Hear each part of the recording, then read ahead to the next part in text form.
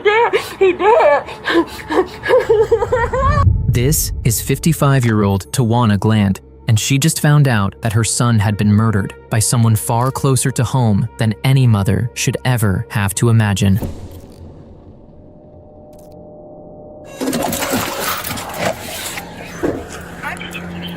Yeah, the police is here. 35-year-old Taiwan Gland's lifeless body was found by bypassers in the middle of the night, lying in the center of the road. It didn't take long for detectives to realize this was no accidental death, as Taiwan's injuries painted a horrifying picture. At first we thought it was a pile of clothes. She got closer. I looked over, she looked over. I was like, Mom, is that a body? She was like, oh my God. He don't look like he was thrown out. It's his bone. Yet just as they thought they had caught the culprit red-handed, they would turn out to be wrong, because the truth was much closer than anyone wanted to believe.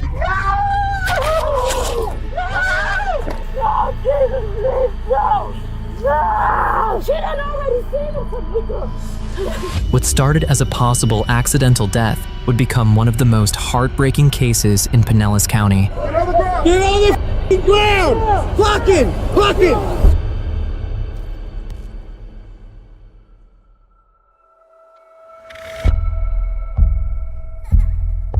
At around 2:40 a.m. on February 26, 2024, in St. Petersburg, Florida, a mother and daughter were driving home after the mother had picked her daughter up from work. But that night, instead of taking their usual way home, they decided to drive down a different route for the first time, a small decision that would lead them straight into the middle of something neither of them were prepared to see. As they made their way through the quiet streets near 7th Avenue South and 12th Street South, they noticed something lying in the road ahead of them. At first, they thought it may have been someone who had passed out drunk in the middle of the street. Concerned that he could be hit by another passing car, they stopped and approached, hoping to help him out of the road. But the closer they got, the more disturbing the situation became. The man wasn't responding. He wasn't trying to move. He wasn't moving at all. And within moments, the two women called 911, unknowingly becoming the first people to uncover the lifeless body of 35-year-old Taiwan Gland, lying alone in the middle of the road.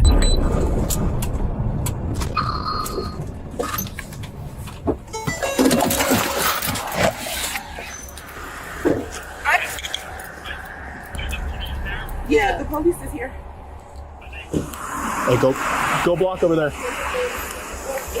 That's 11. Let's block down 7th Avenue. East and westbound. Are they with him? Yeah, they're with him. Do you want to talk to him? Check his pulse. Yep.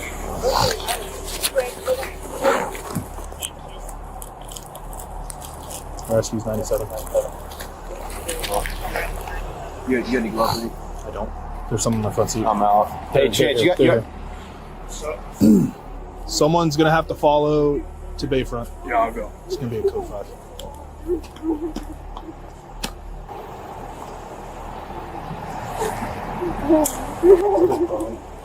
Get their information.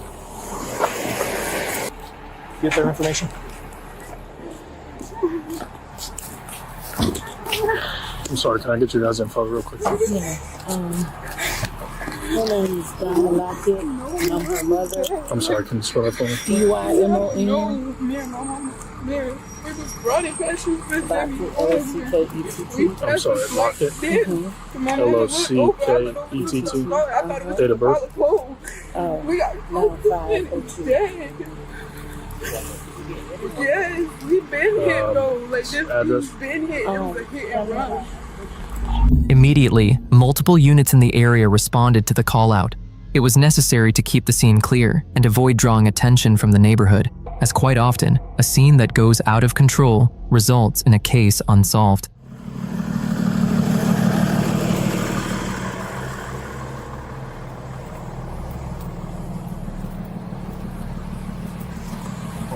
Apartment 206. And what exactly did you see? We were coming down this road right here. Driving? Yeah, in the right hand. Yeah, going the other way. I was going to take her home, and I looked and I was like, is that a body? And she was like, I'm like, yeah, that's a body. I'm like, we got to find a body. I turned around and came up and go up here, and she was on the phone calling 911. They were telling her to get CPR, but she didn't look like. So y'all were driving east, saw him, turned around, and y'all were all in the car together? Mm-hmm. My daughter, I just picked her up from there. Okay, and where did he come from? He just walked over. That's her boyfriend. He just walked over. Okay, gotcha. Okay. Yeah. Okay, so you didn't see any cars leaving? No, I didn't see anything, and I didn't want to pull up too close because I don't know, exactly where I got you. it happened. And so I don't want to be close. Okay. All right, I appreciate it. So you guys can hang right there for us. I really appreciate it. Thank you very much. Paramedics attempted to help Taiwan, yet his injuries were too severe, and it appeared he was already in the early stages of rigor mortis. Rigor mortis is the natural stiffening of the body that begins after death. It does not happen instantly, which meant Taiwan had not just collapsed moments before they arrived. He had likely been lying there for some time before the mother and daughter ever came across him. And with Taiwan showing no signs of life, the scene quickly shifted from a possible medical emergency to something far more serious.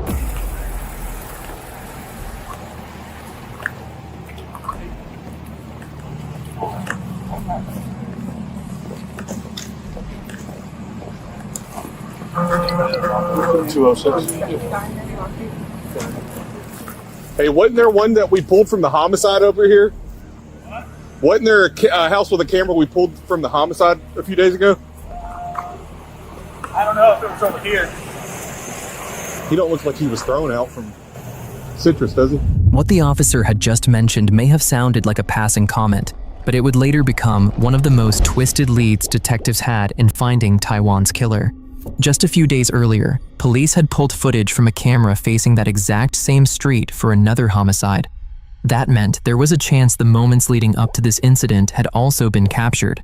But getting access to that footage would take time, and detectives knew they had to move quickly.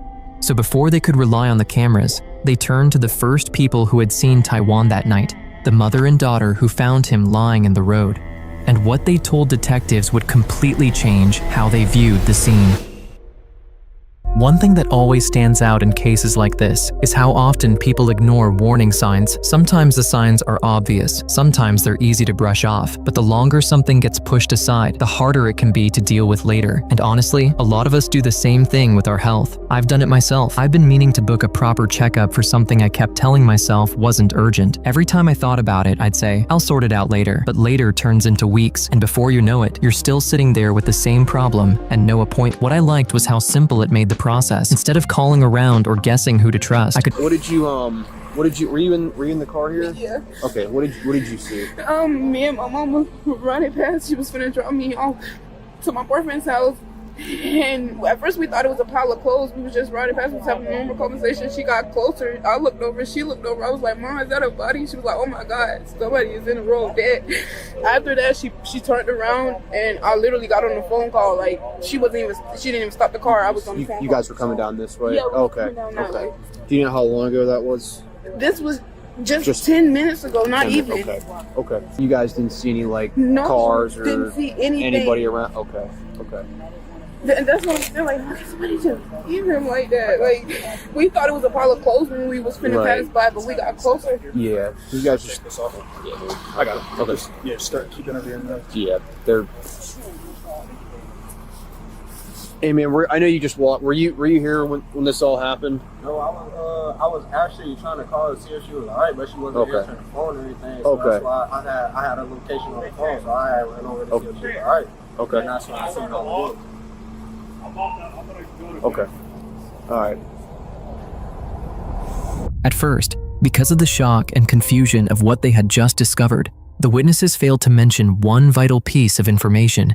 But it wouldn't take long for them to realize that something they had seen just moments before finding Taiwan may have been directly connected to his death.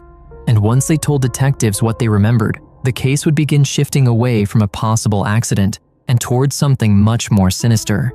Until then, the cops had to shift their attention to the nearby houses in hopes of someone seeing something.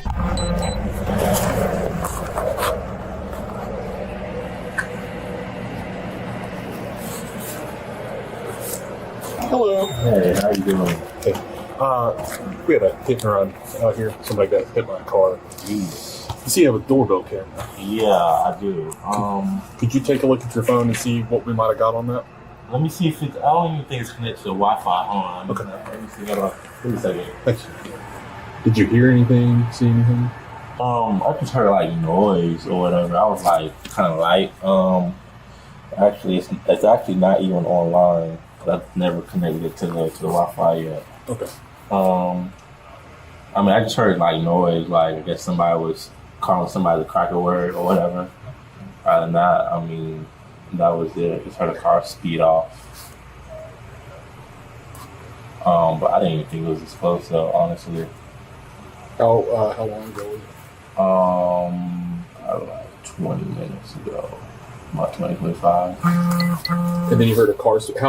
How soon after hearing the argument did you hear the car speed off?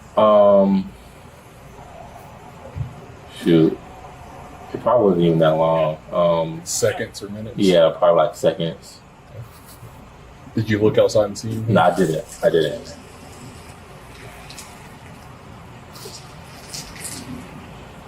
How many voices did you hear? I only heard one. Detectives were hoping to find camera footage showing exactly what happened, but instead, they received another piece of information that helped build the picture. Although the neighbor's Ring camera had not recorded the incident, he told officers he heard arguing outside, followed by a car speeding away. This was important, as it suggested there may have been a confrontation before Taiwan was killed. But because the neighbor never looked outside, he couldn't say who was arguing, who was driving, or what actually happened. So while his statement gave detectives a lead, it still wasn't enough to prove who was responsible. Can I have you move it just right over here? I'll lift the tape up for you. Yeah, I'm good. I don't know what you're looking at. What happened? Did you look up close to see if there's any gunshot wounds or anything? No. I mean, we did. No, we didn't see anything. You didn't see It anything? looked like he was hit by cars and bodies all contorted. He spoke with, I think, the gentleman at this house. He said he heard some kind of commotion out here and then what sounded as if someone hit in the car. But he didn't see anything with that car that's connected. Maybe. I'm gonna back up this way. As forensics arrived, they secured the body and began canvassing the area for any physical evidence left by the killer. Yet the area was spotless, bringing them right back to square one. The intensity of the call-out began to calm down, and the original witnesses were just about to leave and head home. But before they did, they suddenly remembered something crucial, something they should have told detectives much earlier. By this point, detectives had already been on scene for nearly 3 hours, and by that time, anyone connected to Taiwan's death could have been long gone. What the witnesses were about to reveal may have seemed small at first, but it would immediately raise new concerns. So, what time did you get off work?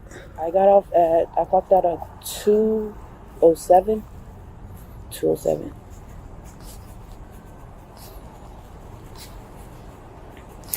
And did you guys all work together, or No, was like somebody there's a ride, just somebody came to pick you up? my mom was picking me up. She was ready, and my boyfriend, he lives down the street. He ran here to me. Is that where you were headed? Was to your boyfriend's? Yeah. Okay. So tell me how you guys found yourselves involved in all this tonight. Like I was saying, my mom we stopped at the corner store up there earlier for a quick little thing. Then she was coming down this street. She usually turned on 10th Ave, but she turned on this street to come down. So we're riding down. From a distance, it literally looks like a pile of clothes that's in the street. So I'm thinking to myself, me and my mom are thinking to ourselves, wow, like somebody just throwing piles like clothes out. So as we get closer, my mom's like, oh my gosh, I think that's a body. So I'm looking as well, because now that she's getting closer, it does look like you can see the legs and the feet, and then his backside and everything was out. I'm like, Mom, that is a body. Like we gotta call the police. She made a U-turn right there. She turned around and she pulled up right here at 12th Street. Yeah, right there. Okay. And she pulled up to the speed hump right there. Put her lights on, stopped in front of him, and that's when I was on the phone with the police. I had made the phone call as soon as she made that turn around, and when she pulled up, I was deeper into the conversation. I got up the car because the operator was like, is there any way you can see if he's breathing, or if you do CPR or anything like that? The closer I got, his chest did not rise up not one time. Okay. So I knew for a fact he was gone. And that's why I was telling the operator that he's gone. I can't do anything. And that's when the police said, you guys arrived, and then I hung up the phone, and here we are right now. So how close would you say you got as you like walked up onto him? I would say about like a few feet, because... But you never touched him or anything like that? Okay. The operator was trying to have me flip him over, but I was telling him